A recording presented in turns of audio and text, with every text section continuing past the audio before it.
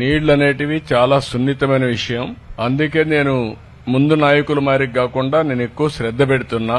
ఈ రోజు ఈ జిల్లాలో కూడా చేపల చెరువులు వచ్చాయి. చేపల చెరువులు వచ్చిన తర్వాత నీరు ఇంకొంచెం ఎక్కువగా వాడుకోవడానికి, భూములకు వాడుకోవడానికి అవకాశం ఉంటుంది. అందుకే లోకలైజేషన్ చేయమన్నాను. ఆ నోటిఫికేషన్ వస్తే మిగిలిన నీళ్లు కరువు ప్రాంతాలకు ఇచ్చుకునే అవకాశం వస్తుంది. అవన్నీ వర్కౌట్ చేస్తాం. అట్లా కాకుండా మీరు చాచనం చేయండి, మీకు నీళ్లు కావాలి. ఇదే మారిగా ఎన్టీ రామారావు గారు దురదృష్టితో నీళ్లు ఇస్తానంటే అప్పుడు నాయకత్వం ఏం చెప్పారంటే మాకు అష్యూర్డ్ వాటర్ కావాలి అన్నారు.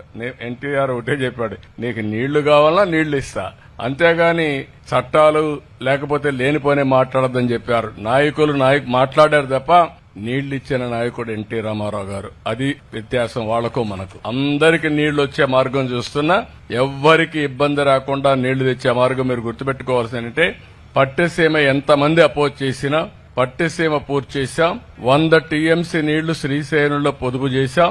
ఆ నీళ్లు మనకు వచ్చే పరిస్థితి వచ్చింది. Nagarjuna Sagar right main canal కి గోదావరి నీళ్లు తీసుకొస్తాం. అది తీసుకొస్తే 160 టీఎంసీ నీళ్లు పొదుపు చేసుకునే అవకాశం వస్తుంది. ఆ నీళ్లు అక్కడ పొదుపు చేస్తే ఆ నీళ్లు నేరుగా రాయలసీమలో పైని శ్రీశైలం మొత్తం రిజర్వాయర్లని ఫిలప్ చేసుకుంటూ మీ సోమశిల, కందలేరు, పూండి కూడా వెళ్లిపోతుంది. ఇంకా నాకు ఒక ఆలోచన ఉంది. నాగార్జున సాగర్ దగ్గర నల్లమలై ఫారెస్ట్ లో ఒక టన్నులు పెట్టి బనకచెర్లకు నీళ్లు తీసుకపోతే గేమ్ ఈజ్ ఓవర్.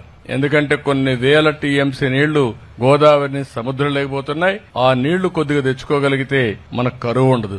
అలాంటి వినూత్నమైన ఆలోచనలతో మీరు కూడా ముందుకు రండి, అన్ని చేసుకుందాం.